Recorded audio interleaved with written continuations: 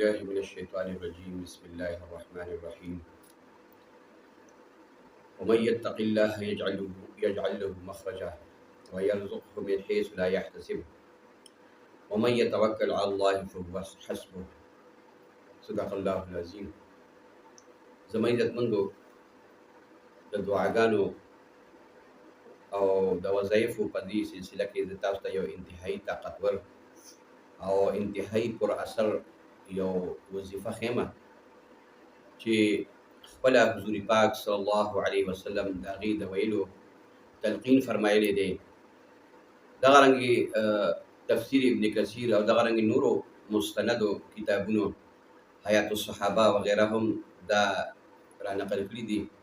یو صحابي دی مالک اشجعي رضی الله تعالی عنه، هغوی د حضور پاک صلی الله علیه وسلم په خدمت کې حاضر شو او وی چې یا رسول الله زما زوی عوف رضی الله تعالی عنه دا دشمنانو کافرانو بوتلې دی او قید کړی دی او په غټو غټو رسو باندې تړلی دی. نو نبی کریم صلی الله علیه وسلم ته شکایت وکړو. نو حضور پاک صلی الله علیه وسلم ورته وفرمایل چې تاسو د خپل زوی تاسو قاصد ورولېږئ په څه طریقې سره او وظیفه یې ورته ورکړه چې دا دې ډېر زیات وي په کثرت سره سبحان الله والحمد لله ولا اله الا الله والله اکبر ولا حول ولا قوة الا بالله، دا دې په کثرت سره وي. نو د دې والد محترم چې کوم مالک اشجعي رضی الله عنه هغه ته قاصد ورولېږلو. قاصد چې ورغلو ویې کتل نو هغه یې په غټو غټو رسو باندې تړلی و. نو هغه ته یې دا د حضور پاک صلی الله علیه وسلم دا پیغام ورورسولو. نو هغې دغه وظیفه شروع کړه، سبحان الله والحمد لله ولا اله الا الله والله اکبر ولا حول ولا قوة الا بالله، ډېر په کثرت سره. په خپله عوف رضی الله تعالی عنه فرمایي چې ما دا وظیفه شروع کړه، یوه شپه دي ودو ټول دشمنان او زه په رسو باندې تړلی وم. نو ما دا وظیفه کوله، په دې کې چې ما کته نو دا رسۍ خپل تر خپله کولاوېدې، لکه چې څوک لګي او دا رسۍ کولاوي او دا رسۍ ما نه غورځي.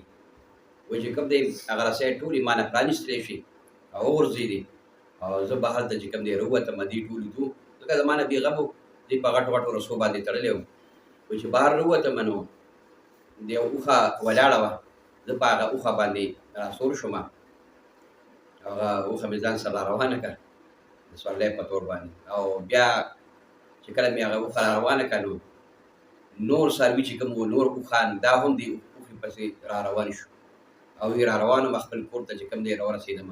چې کله خپل کور ته دی راورسېدو دروازه یې وټکوله او خپل پلار مالک رضی الله تعالی عنه ته مالک اشجعي رضی الله عنه ته آواز وکړو. اول وټکوله نو مالک اشجعي رضی الله عنه فرمایي قسم مې دي په رب د کعبې باندې دا عوف رضی الله تعالی عنه دی، یعنې دا زما زوی دی. وی مور ورته وویلې چې دا څنګه کېدی شي چې دا عوف وي، ځکه چې هغې خو دشمنانو هغه په غټو غټو رسو تړلی دی.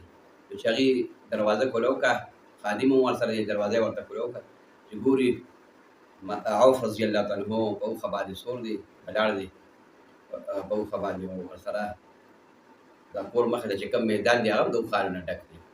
مور پلار ډېر زیات حیران شو. بیا خپل پلار ته نه تپوس کوي چې بچې دا څنګه چلو. نو خپل پلار ته یعنې واقعه بیان کړه چې دا تاسو کومه وظیفه ما ته راولېږله دا به په کثرت سره کوله، نو بس الله پاک ما نه هغه رسۍ چې کوم دی کوله.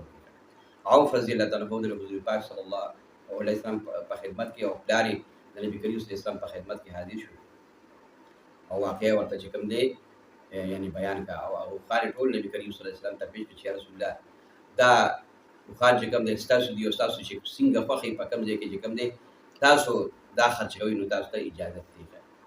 په دغه موقع باندې حضور پاک صلی الله علیه وسلم باندې دا آیات مبارکه هم نازل شو چې ومن یتق الله یجعل له مخرجا ويرزقه من حيث لا يحتسب.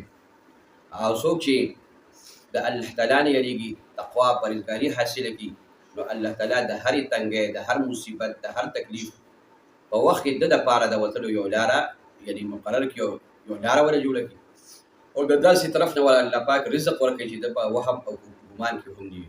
او څوک چې په الله تعالی باندې توکل، یقین او باور ساتي، نو الله تعالی د لپاره کافي دی.